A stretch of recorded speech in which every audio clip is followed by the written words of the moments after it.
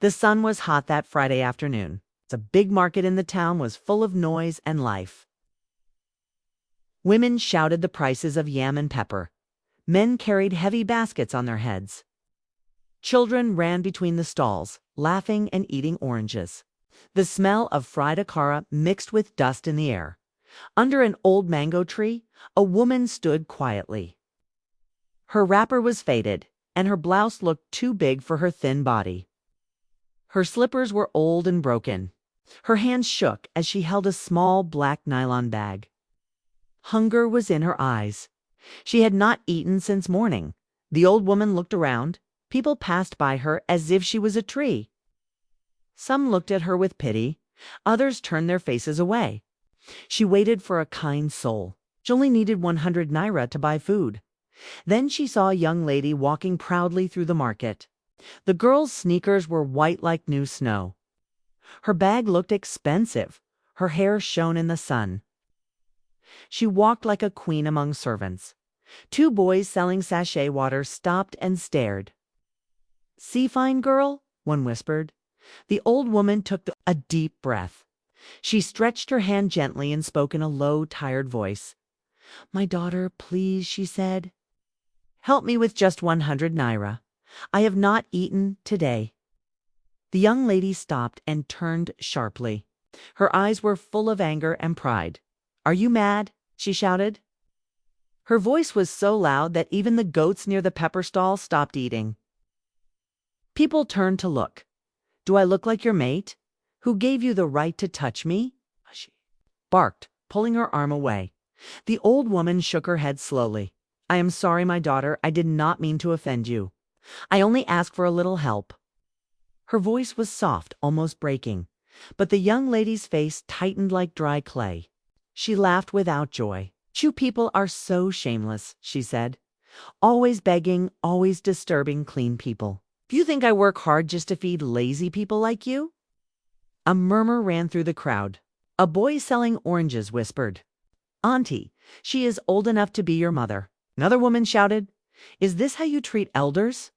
But the young lady only raised her voice so that all could hear. "You think everyone is on your level? You are poor because you are lazy. I will never be like you." Then something happened that made the whole market freeze. The young lady raised her leg and kicked the old woman. The woman fell to the ground. The dust covered her wrapper. Her headscarf slipped off, showing gray hair like silver threads. She tried to hold back tears, but they came. Tears not just from pain, but from shame. Public shame. People gasped. A young man ran forward to help, but the proud lady moved closer.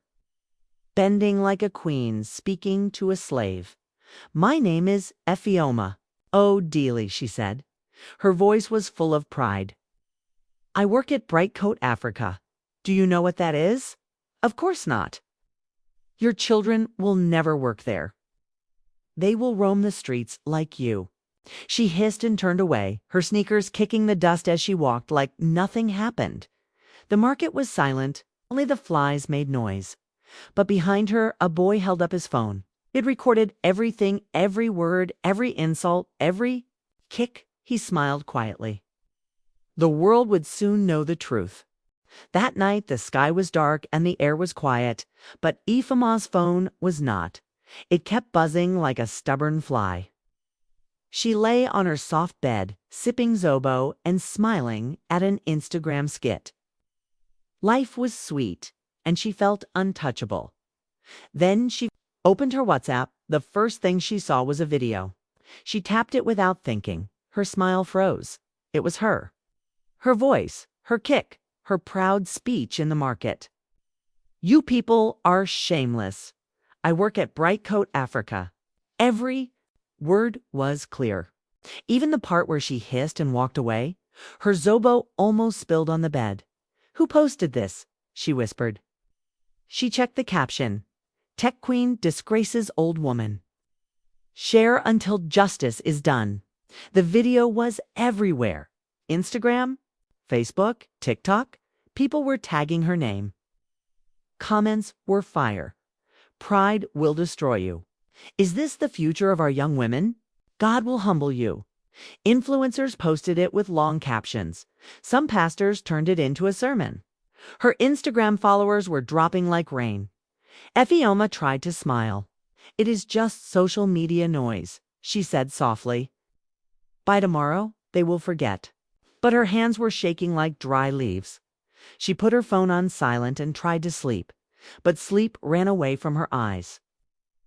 The voices of the market came back to her mind.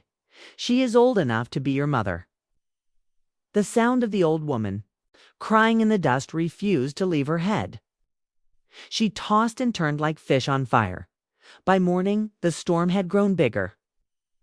The video was on blogs. Headlines were flying: Pride at its peak, Bright Coat staff insults elder, tech queen of shame. Even Twitter was on fire. Memes everywhere. One picture showed her white sneakers with the caption, "Kicking your career goodbye." Another post read, "When poverty left but pride entered, Efioma sat in her small apartment like a prisoner." Then her phone rang again. She looked at the screen. HR Bright Coat Africa. Her heart stopped for a second. She swallowed hard and answered.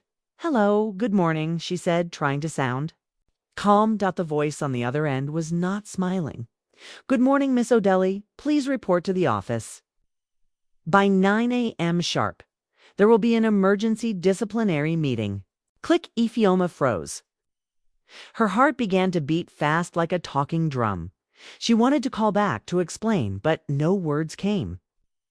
She stood up and went to the mirror. Her eyes were red. Her face looked older. For the first time in months, she did not feel like a queen. She felt like a thief being called to judgment. She dressed quickly. No makeup. No perfume. She chose a gray blouse and black trousers, the color of fear. Then she took her small handbag and stepped out. The street felt different. The sun was hot, but her body was cold. When she reached the office, the receptionist did not smile. The security man did not greet her. It was like everyone had seen the video. Eyes followed her like shadows. Scoop! She walked to the boardroom with heavy steps. Inside, the air was thick. The HR manager sat with a hard face. Beside him was a man in white Agbada. His presence filled the room like thunderclouds. Efioma knew that face. She had seen it on the company's website, on posters in the reception. Buka Odugu, the CEO of Bright Coat Africa. The man whose name she had shouted in the market. Her legs almost failed her. Her throat went dry. She tried to greet, but her voice broke like a weak branch. Efioma stood at the door like a tree in a storm. Her knees were weak and her heart beat like a drum of war. The boardroom was silent, but the silence was heavy, like the sky before rain. "Come in," the HR manager said. His voice was cold. Like morning harmattan, Efioma walked in slowly. She bowed her head, but her eyes stole a quick look at the man in white Agbada. He was tall and calm, his face strong, his eyes sharp like the blade of a new cutlass. Ibuka Odugu, the owner of Bright Coat Africa. The man she had bragged about in the market. The man who signed her salary. She greeted softly. "Good morning, sir. Good morning, sirs." "Sit down," Ibuka said, his voice deep and heavy. Efioma sat.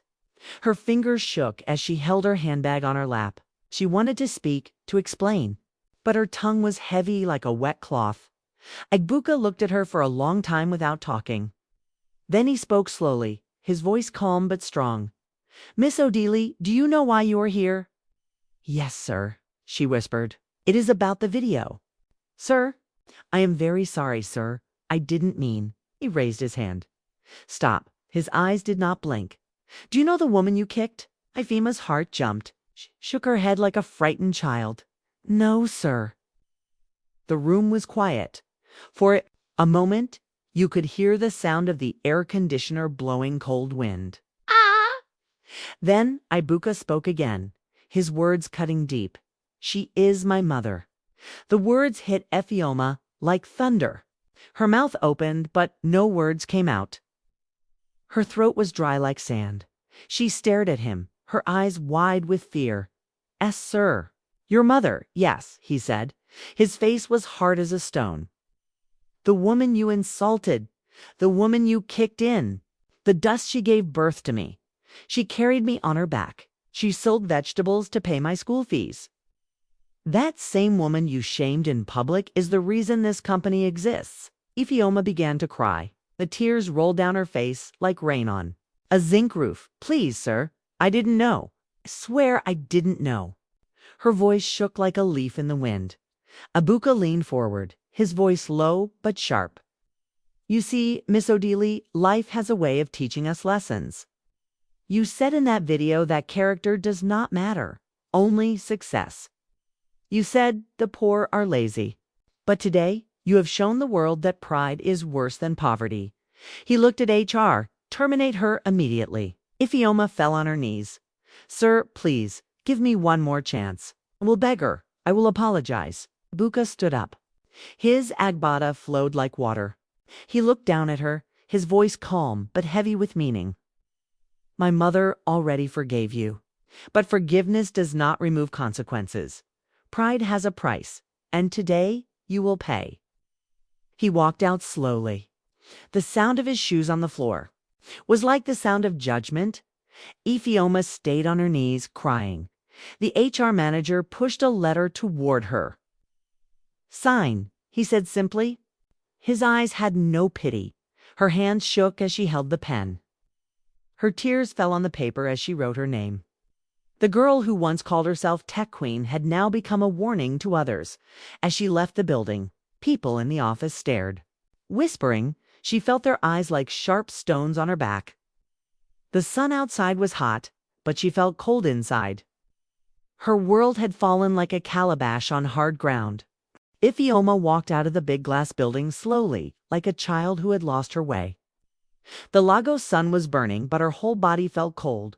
Her ID card was gone, her job was gone, pride was gone. People passing by looked at her and whispered. Some even laughed. She could feel the weight of their eyes like stones on her back. Her phone kept buzzing. She wanted to throw it away, but her hands could not let go. She opened it. The video was still everywhere. Now it had millions of views.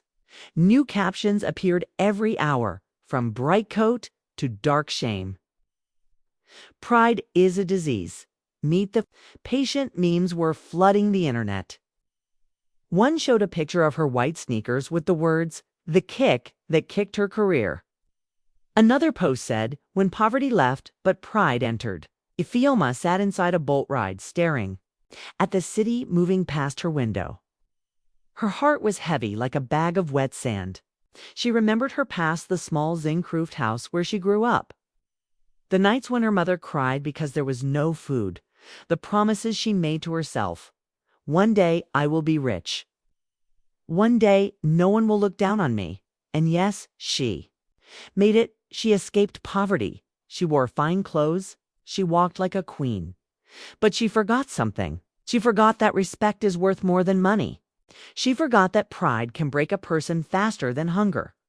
When she reached her apartment, it was dark. She closed the door and sat on the floor. Her tears came like floodwater. She cried until her voice broke. It's the same hands that typed "Dear Poverty, you lost the battle" on Instagram now shook with shame. Her mother called, but she could not answer. What would she say? How would she explain that she lost everything because she insulted someone's mother?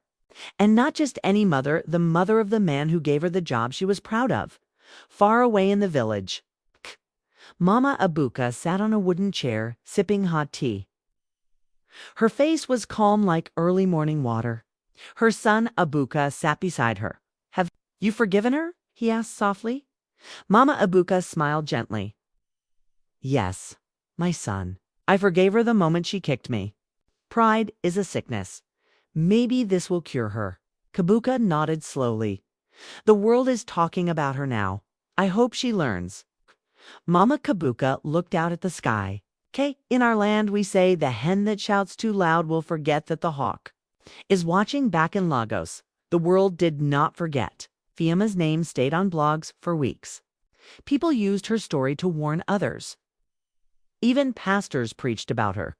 If you don't humble yourself, life will humble you. One evening, Ephioma stood by her window, looking at the city lights. She had no job. She had no friends.